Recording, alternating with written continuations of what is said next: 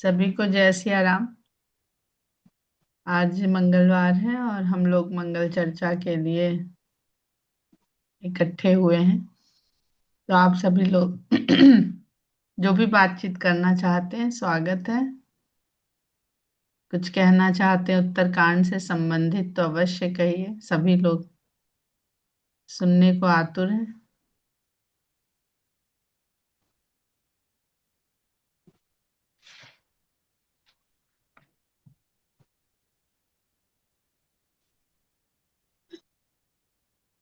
कोई कुछ कहना चाहता है? आप ही बताइए। आप अच्छी अच्छी बातें ज्ञानवर्धक बताती हैं। हाँ, एकदम हम्म, ऐसे आज कुछ विषय सोचा नहीं है, तो कुछ आप लोग ऐसे ही पूछिए तो। बोलिए।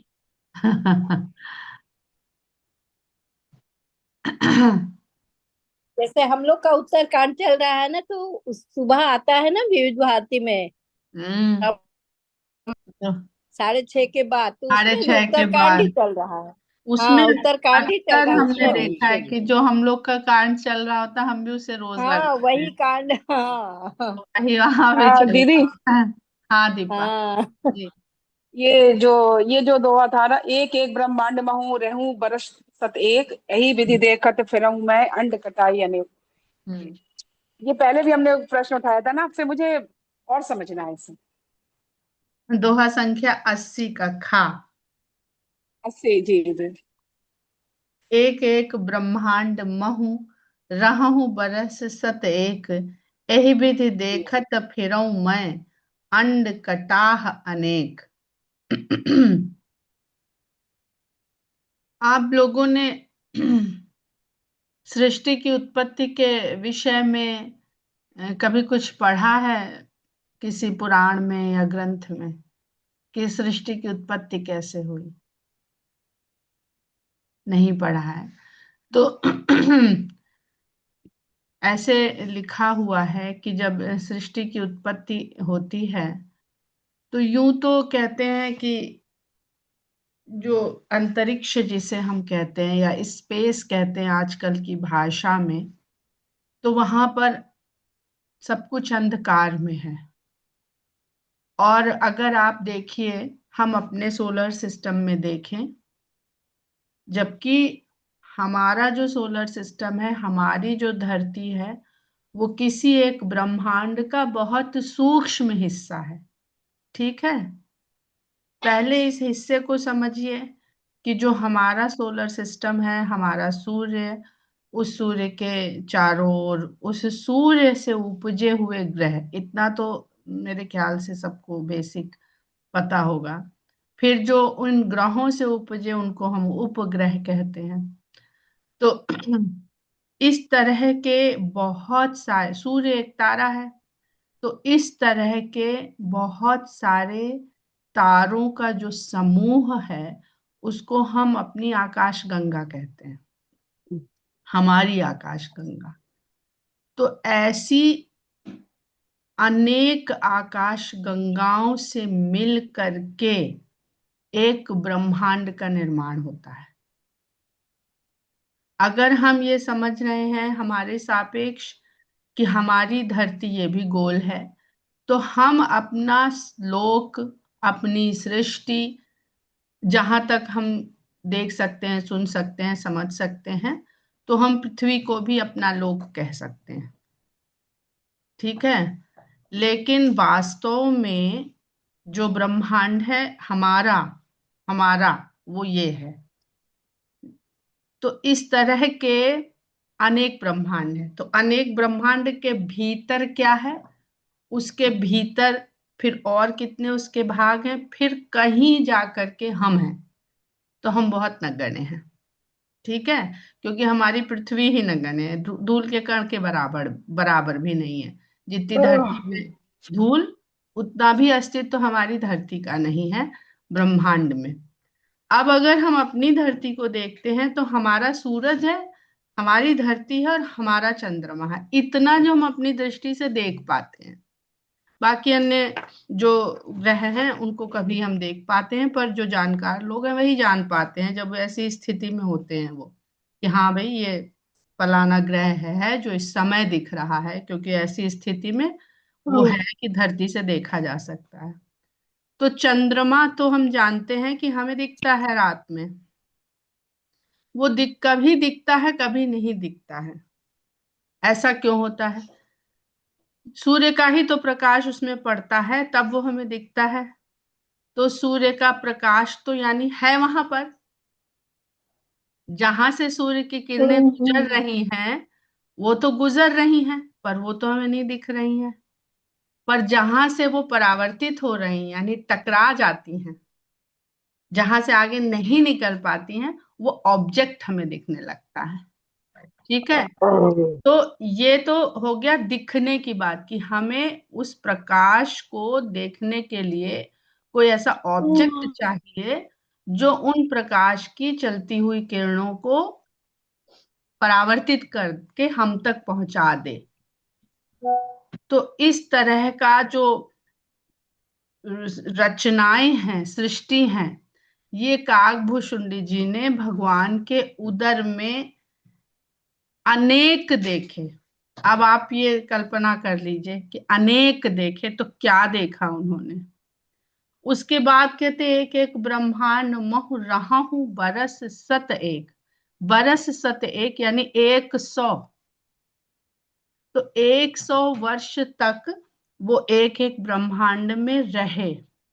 तो वो अपना जो भौतिक शरीर है उससे भी मुक्त हो गए, परे हो गए। तो जब भौतिक शरीर से परे हो गए तो भौतिक शरीर की जो गति है या जो सामर्थ्य है उससे भी परे हो गए। हर भौतिक वस्तु की एक गति है, सीमा है उसके चलने की। वो 100 वर्ष तक वहां रहते हैं और जब लौट के आते हैं तो यहाँ का कोई भी पल आगे नहीं बढ़ा है। ये काल की जो व्यापकता है उसे बताता है। हमने जब इसको इस दोहे को पढ़ा था तो ये बात करी थी कि अभी तक हमारे सामने जो सबसे तेज गति से कोई चलने वाला है तो वो है प्रकाश। प्रकाश की गति सबसे तेज मानी जाती है क्योंकि अभी तक हमने उसी को पाया है सबसे तेज चलने वाला। लेकिन प्रकाश जहां से चल रहा है वो भी तो कोई ऑब्जेक्ट है। तो ये जो प्रकाश चल रहा है इसको भी एक स्रोत चाहिए जहां से ये शुरू हो, चल अपनी अपनी चाल शुरू करे, अपनी यात्रा शुरू करे। तो ये सब कहाँ है, ये सब कहाँ से आया है, ये सब कौन है? तो वो भगवान का जो उदर में जब वो गए और जो कहते हैं कि भगवान ने श्वास छोड़ी, विष्णु भगवान ने जब एक श्वास छोड़ी तो उनकी हम अपनी श्वास के साथ क्या बाहर फेंकते हैं? हम अपनी श्वास के साथ कार्बन डाइऑक्साइड बाहर फेंकते हैं, हमारी इतनी ही क्षमता है। पर भगवान ने जब श्वास छोड़ी तो ये सब कुछ बाहर निर्मित हो गया, और जब सांस खींची तो ये सब कुछ उनके उदर में चला गया। तो उदर में चला गया, निष्क्रिय अवस्था में हुआ, मर नहीं गया। मरने और निष्क्रिय अवस्था में अंतर है। निष्क्रिय अवस्था में वहां पर चला गया तो काकभूषुंडी जी ने वो सब देखा। ये जो समय का एक आपको हो रहा है सवाल, ये अगर कृष्ण भगवान की जो लीला है उसमें एक प्रसंग आता है जिसमें वो मारने के लिए राक्षस को ले जाते हैं, कहाँ पे दूसरे लोक में चले जाते हैं। जब यहाँ लौट के आता है वो तो देखता है कि ये तो सब कुछ यहाँ बदल गया है, पीढ़ियां गुजर गई हैं, नाम हमें नहीं याद आ रहा है। तो ये इसलिए है क्योंकि कालांतर है, हर जगह काल का अंतर पड़ता है। हम अपनी काल की सीमा को नहीं तोड़ सकते हैं, क्योंकि हम भौतिक शरीर के बंधन में बंधे हुए हैं। तो यही बंधन है जो हमें, बहुत सारे बंधन भौतिक वस्तु के हैं, जैसे गुरुत्वाकर्षण है। गुरुत्वाकर्षण क्या है? पृथ्वी से हमको बांधे रहने का एक भौतिक बंधन है। भौतिक बंधन है जो हमारे भौतिक शरीर को बांधता है। मैं मन को तो नहीं बांध पाता। मन तो हम सोचते हैं, मन तो चल देता है, शरीर यहाँ है, मन कहीं भी चल देता है। तो मन को, पृथ्वी भी अपने आप में एक भौतिक पांच भूत आदि तत्व कहे गए। उन पांच भूत आदि तत्वों में एक तत्व पृथ्वी है। तो वो जो भौतिक है, उसका जोर बल भौतिक पर ही लगता है। जो भौतिक नहीं है, मन को हम मान ले तो निर्गुण है, उस पर नहीं लगता है। तो इस तरह से जब हमारे भौतिक शरीर को बंधन में डालने के लिए पृथ्वी का गुरुत्वाकर्षण काम करता है, अब तो वैज्ञानिक ऐसा भी कहते हैं कि खाली गुरुत्वाकर्षण काम नहीं करता है, एक और भी फोर्स होता है जो हम पर ऊपर से भी लगता है, वो भी हमें यहाँ रोकता है। क्योंकि ये हम सब जानते हैं कि जितने भी भौतिक पिंड हमारे अपने सोलर सिस्टम में हैं, उनमें एक आपस के पारस्परिक एक खिंचाव का संबंध है, मैग्नेटिक फील्ड है, ये वो सब बहुत बहुत कुछ है। तो वो खींचते भी हैं और रोकते भी हैं। तो उनका ये अब कहना है कि वो दूसरे ग्रह से जो खिंचाव आ रहा है, वो हमारा जो वातावरण का एक दाब बनता है, वो हमें यहाँ पर रोकता भी। अब ये सब अभी रिसर्च में है, इसके आगे क्या निकलता है, रोज तो एक अलग चीज आ जाती है। तो ये ब्रह्मांड उन्होंने देखे जो वास्तव में हमें नहीं दिख सकते हैं, कभी नहीं दिख सकते हैं, क्योंकि हम वही देख पाएंगे जो भौतिक रूप ले चुका है। ऊर्जा को हम नहीं देख सकते, ऊर्जा हमें नहीं दिखाई पड़ सकती है।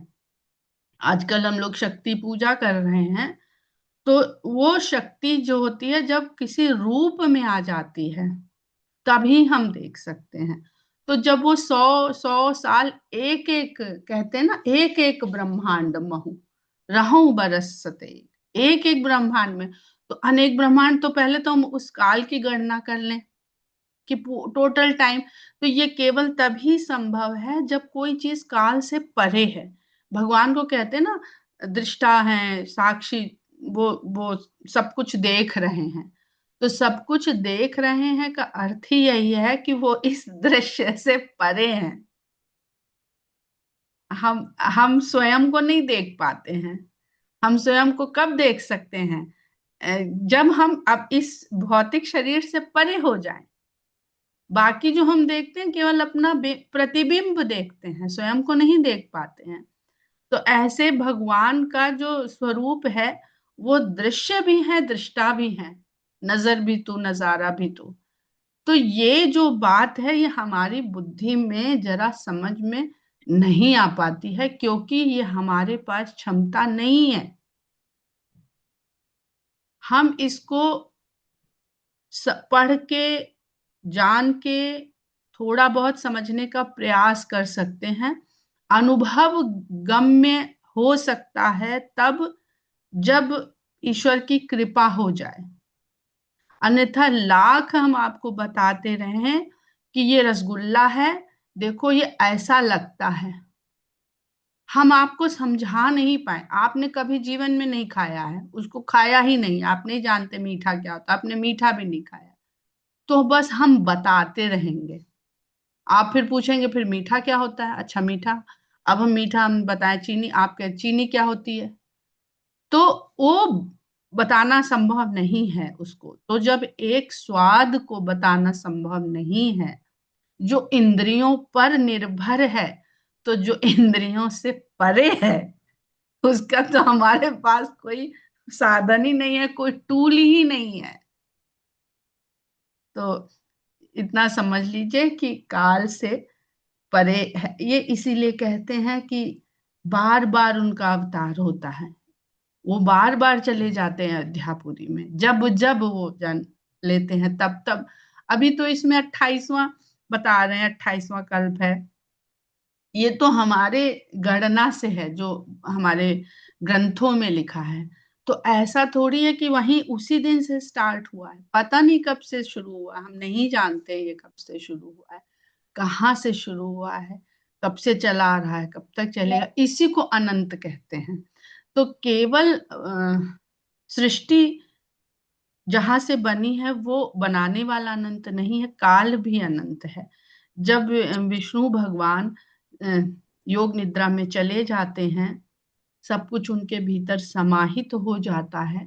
लक्ष्मी जी उनके चरण दबा रही हैं और शेष नाग जी की शैया पे वर्ष वो सोए हुए। ये बहुत बड़ा एक चित्र हमारे को बताने के लिए ये उपस्थित किया जाता है कि जब भगवान शैया नींद में चले जाते हैं, आज भी प्रथा है कि कोई सो जाए तो उसके पैर नहीं दबाए जाते, उसके पैर छुए नहीं जाते, दबाना तो बहुत दूर की बात है। तो लक्ष्मी जी फिर सेवा से उनके वक्ष में प्रवेश कर जाती हैं। इसलिए भगवान के हृदय पे लक्ष्मी चली जाती हैं जब सृष्टि का विलय हो जाता है, और काल शेष नाग जी वहां पर उपस्थित रहते हैं। तो ये तीनों चीज हो गई, प्रकृति हो गई, भगवान हो गए, ब्रह्म हो गए, और समय काल हो गया। तो भृगु ऋषि ने जो लात मारी थी, इसलिए लक्ष्मी जी ने श्राप दिया था कि तुम्हारे वंशजों के यहाँ मैं नहीं आऊंगी कभी, तुमने मेरे स्वामी को लात मारी। तो ब्राह्मण निर्धन होता है क्योंकि लक्ष्मी ही रूठ गई है उससे। तो ब्राह्मण ब्रह्म की उपासना करता है, लक्ष्मी की उपासना नहीं करता है, कि वो तो लक्ष्मी आएगी नहीं, वो कितनी उपासना कर ले, वो आप हमसे रूठ गई, हम लाख आपको बुलाएं, आप नहीं आएंगी, कि आप तो अपने वचन पे स्थिर रहेंगे, हमने कह दिया हम इनके घर कभी नहीं जाएंगे, तो आप नहीं आएंगी, तो आप, इसलिए वो ब्रह्म की उपासना करने वाले हैं, इसलिए ब्राह्मण हैं। ब्रह्म में सब समाहित हो गया ना, तो फिर सभी कुछ उनको प्राप्त होगा। पर जो वास्तविक धन है वो ज्ञान का ही धन है, वो मोक्ष को जानने का धन है, वो मुक्ति को जानने का धन है, परमार्थ का। ब्रह्म क्या कर रहा है, धन को त्याग रहे हैं, धन नहीं रख रहे हैं राम अपने साथ, सबको त्याग रहे हैं, राज सुख वैभव सब त्याग के चले गए, जो उनके पास था। अब वहां जाने से पहले वनवास सब दे गए, तालों में नहीं रख के गए कि लौट के आएंगे तो ये कपड़े फिर पहनेंगे या आभूषण फिर पहनेंगे, नहीं, सब दान कर गए।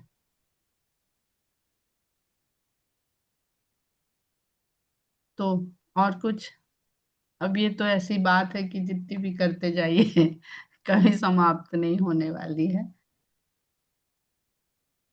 कभी उसको देखिए, निकालेंगे, भागवत पुराण वहां रखी है घर पर, उसमें है, बहुत कठिन है, उसको पढ़िए आप लोग तो। उसमें है सृष्टि की जो उत्पत्ति है कैसे हुई है, हिरण्य गर्भ क्या है। केंद्र में प्रकाश ही है, उस अंधकार के केंद्र में प्रकाश है, अंधकार का आवरण है जिसके कारण वो प्रकाश हमें नहीं दिखता है।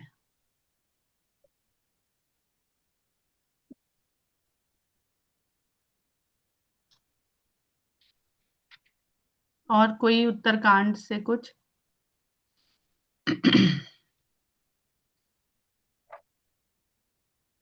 जो लिखा है, सप्तावरण भेद करी, तो सप्तावरण को भेद कर, भेद मतलब उसको छेदन करके, लक्ष्य भेदन होता है ना।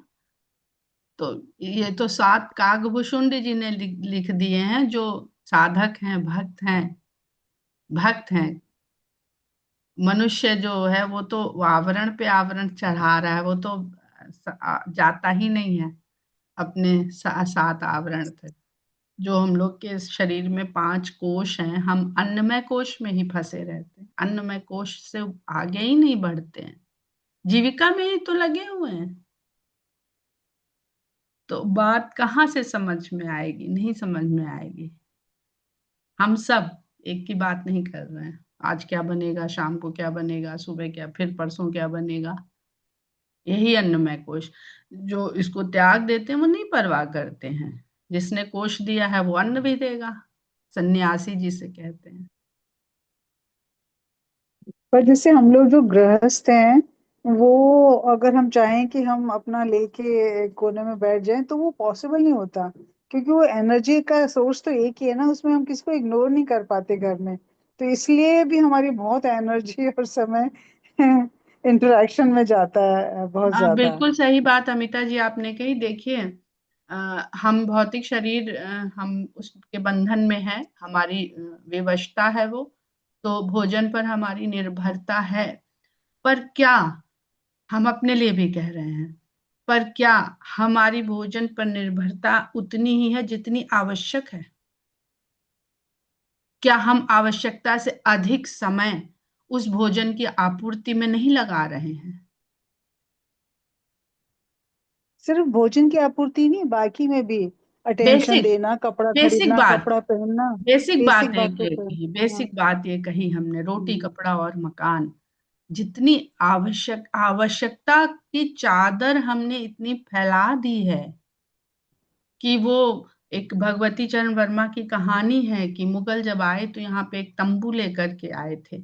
उस तंबू की ये खासियत थी कि वो फैलता था, इलास्टिसिटी थी उसमें तो वो उस तंबू के नीचे उसको खींचते गए, खींचते गए, खींचते गए, और पूरे भारत तक उसको फैला दिया। तो वो बहुत सुंदर व्यंग है भौतिक वस्तुओं को लेकर के वो।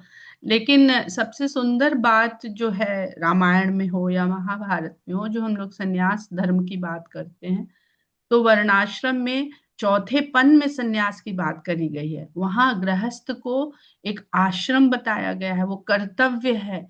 तो हम चाहे महाभारत देखें चाहे रामायण देखें, इसमें परिवार की महत्ता, परिवार के प्रति उत्तरदायित्व, परिवार की रक्षा, ये सब कुछ सम्मिलित है। तो उस जो मोक्ष और मुक्ति के मार्ग पे सब न चलने,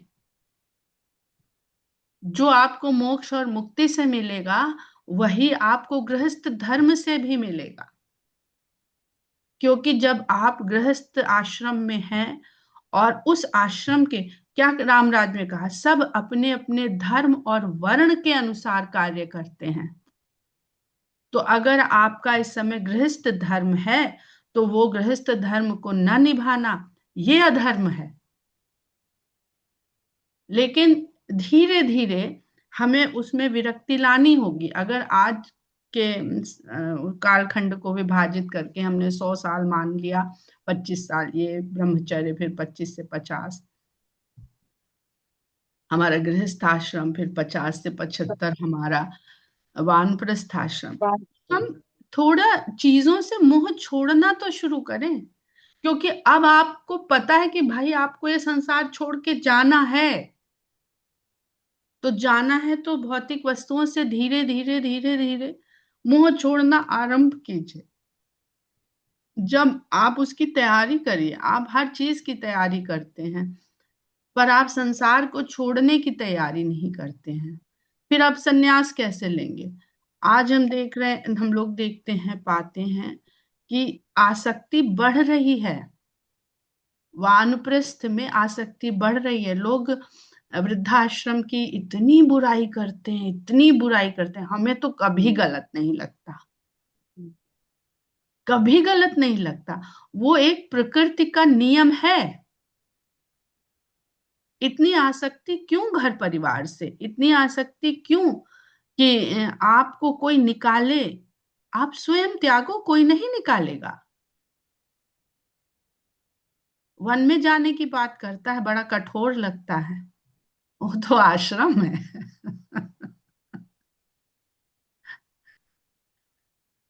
तो प्रकृति अपने जो नियम है वो स्वयं चुन लेगी, आप नहीं चुनोगे तो वो स्वयं चुन लेगी।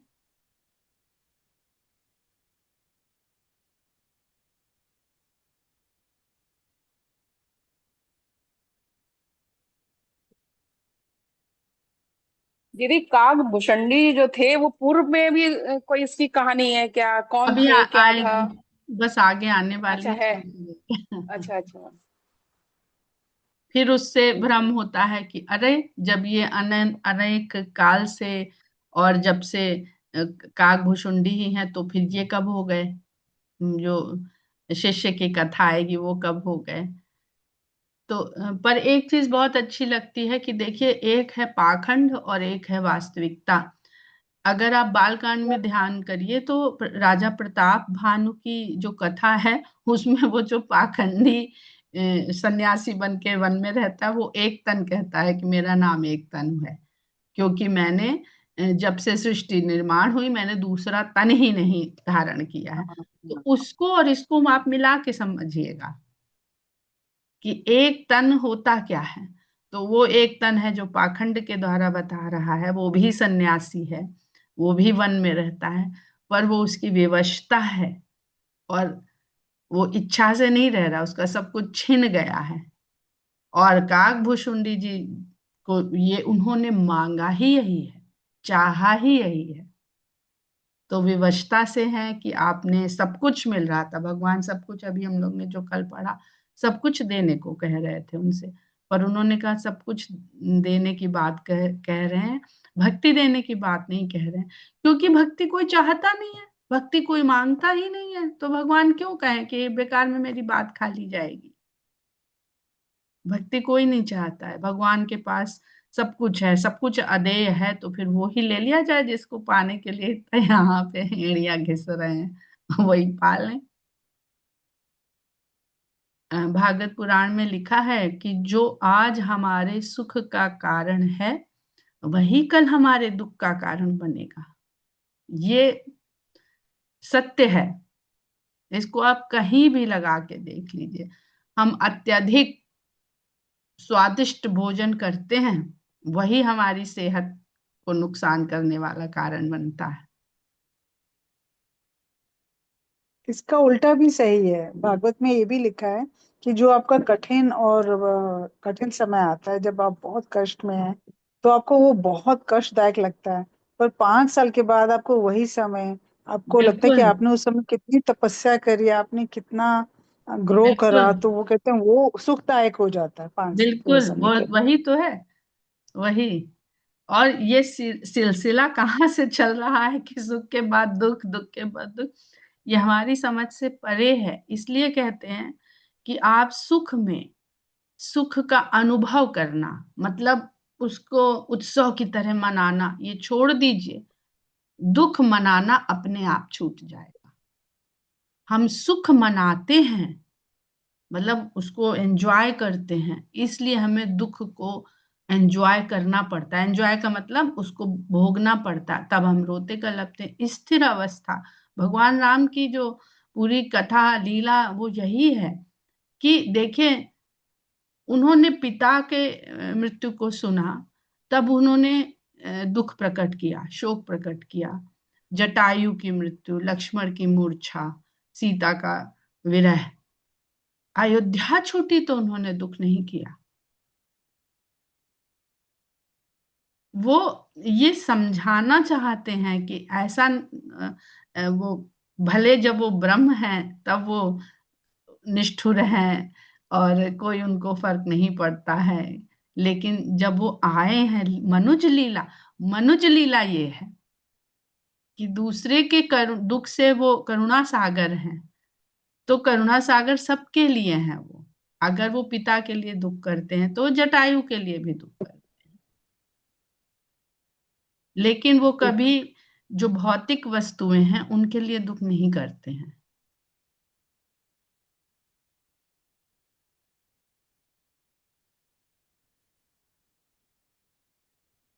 और जो अमिता जी ने जैसे कहा अभी कि जो आपका कठिन समय है, यही भागवत पुराण में ही लिखा है कि आप जब सुख आए तो आपको लगता है, लोग कहते हैं कि बड़े पुण्य किए होंगे जो ऐसा घर है, ऐसा वर है, ऐसा संतान है। जब दुख आए तो आप ही सोच के खुश होइए कि जो आपके बही खाते में आपके पाप कर्म हैं, वो एक एक क्यों कट रहा है। पता नहीं कितनी लंबी लिस्ट। आप तो, ये तो खुशी की बात है। आपके ऊपर जो चढ़ा था, आज एक उतर गया, कल दूसरा उतर गया, कल तीसरा उतर गया, हम ही ने तो चढ़ाया है। और जितने हमसे कुकर्म हुए हैं, पाप कर्म हुए हैं, सबकी देनदारी करनी पड़ेगी, पुण्य की भी और पाप की भी। मुक्ति क्या है? ये जो तराजू है, इस पे न पाप रह जाए न पुण्य। वो कहा है ना, एक चौपाई है, धरिए तुला, वो तराजू में रखिए तो वो कभी बराबर होता ही नहीं है, कोई ना कोई पलड़ा वहां जब देखते हैं तो चित्रगुप्त जी तो पाप पुण्य कुछ तो भारी रहता है, तो फिर भेजे जाते हैं कि भाई इसको तो खत्म करके आओ। हम आते हैं उसको खत्म करने और नया चढ़ा लेते हैं, कुछ पुण्य कुछ पाप। तो ये जो सिलसिला चल पड़ा कि हम जाने अनजाने वो भार अपना बढ़ाते जा रहे हैं, बढ़ाते जा रहे हैं। तो इसलिए भगवान की शरण में जाने की बात कही जाती है, क्योंकि जीव के हाथ में नहीं है। वो पहला पाप कर्म शुरू हुआ जब मनुष्य ने कृषि में आए, वाल्मीकि रामायण में है कृषि कार्य। तो आपने धरती की छाती चीरी, धरती की छाती चीरी, वहां पे भी बहुत सारे जंतु, जीव जंतु रहते रहे होंगे, ऐसा तो है नहीं वहां कोई रहता नहीं था। तो वहीं से पाप, इसी को त्रेता कहते हैं। त्रेता युग में धर्म, सतयुग में केवल धर्म था, जो प्रकृति ने दे दिया वो खा लिया, प्रयास नहीं किया, तो कर्म बंधन से मुक्त थे। कर्म बंधन नहीं था, पर धीरे धीरे आ रहा था, ऐसा नहीं था कि बिल्कुल भी नहीं था कर्म का बंधन, लेकिन इतनी ज्यादा विषयासक्ति नहीं थी। आप देखिए, आप हर हर युग में, हमें तो लगता है जैसे हम लोग कहते हैं कलयुग में है, पर कलयुग में भी इसको अगर 4 खंडों में विभाजित किया जाए तो कलयुग में भी सतयुग, त्रेता, द्वापर और कलयुग दिखने लगेगा। हमारे अपने जीवन में भी सतयुग, त्रेता, द्वापर, कलयुग दिखने लगेगा। जो हमारी बाल्यावस्था वही सतयुग है, जो मिल गया खा लिया, छीना नहीं किसी से, कोई प्रयास नहीं किया। माता पिता पे ऐसी निर्भरता है, जानते हैं कि भूख लगेगी वो खिला देंगे, ये निर्भरता ईश्वर के प्रति नहीं रह जाती है। धीरे धीरे धीरे धीरे जब बड़े होते हैं तो फिर परशुराम जैसे हो जाते हैं। तो चलिए, समय हो गया है हम लोग कैसे का। परशुराम जैसे क्यों हो जाते हैं? आवेश, युवावस्था में आवेश ही तो आवेश है। परशुराम जी हमारी मर्यादा से पहले की अवस्था है परशुराम। इतना आवेश, इतना आवेश की धरती को उलट पलट डालूंगा। हर युवा यही कहता है, नव युवक, सब ठीक कर दूंगा, मैं सब ठीक कर दूंगा। किसी यूनिवर्सिटी में चले मैं जाइए। हूं ना। हम्म। कहीं दूर चलो वर्ल्ड। जी, आज आपने एक नया दृष्टिकोण दिया कि वृद्धाश्रम कोई बुरी बात नहीं है, अच्छी हमें तो बात है। कभी बुरा नहीं दूर। लगता, क्योंकि हम तो देखते हैं, आप भी देखते होंगे कि कितनी वृद्ध या वृद्ध महिला या पुरुष घर में उनकी मृत्यु हो जाती है, 2 दिन 3 दिन के बाद पता चलता है। सब सुख सुविधाएं घर में है, बच्चे बाहर रहते हैं। वृद्धाश्रम में ये स्थिति नहीं होती। आपकी निष्प्राण देह को कम से कम समय पर उसका संस्कार मिल जाता है, जो भी उसकी गति प्रदान करनी है वो हो जाती है। हर चीज को स्वीकारना आना और खुद चाहिए। को समेटना तो बिल्कुल, सीखना आप आना चाहिए। तो वृद्धाश्रम जब जब जाएंगे सब जब बच्चे छोड़ेंगे ना। दूर हैं तो दूर हैं, तो खुद को समझाएं, तो फिर भाई, अपन पूरा इतना बड़ा रामचंद्र जी तो संसार लेके रहने की जरूरत नहीं। बिल्कुल, राम कितनी दूर गए, फिर सब भाइयों को दूर भेजा, फिर अपने पुत्रों को दूर भेजा, समेटा नहीं किसी को कि तुम यहीं रहो, मेरे पास रहो। एक मधुकर उपाध्याय जी हैं, अयोध्या के ही हैं, बहुत विद्वान है, बहुत विद्वान है। बीबीसी लंदन में हिंदी अधिकारी थे, अभी तो रिटायर्ड हैं। उन्होंने ये बताया था कि ये हमारी परंपरा है अपनी संतान को प्रसार करने की। जितना हम फैलाएंगे उतना हमारी संस्कृति प्रसारित होगी। ये कहाँ का कब से आ गया कि नहीं जी यहीं रहेंगे, हमारी जमीन जायदाद कौन संभालेगा, हमें कौन संभालेगा। अरे तुम्हें संभालने वाला भी ऊपर वाला है, उन्हें संभालने वाला भी ऊपर वाला है। तो जितना आप अपनी संतति का प्रसार करेंगे सकारात्मक रूप से, देखिए तो नकारात्मक रूप से भी ये बहुत हो रहा है, तो फैलने दीजिए अपनी संतति को। पर उनकी जड़ इतनी मजबूत रहनी चाहिए।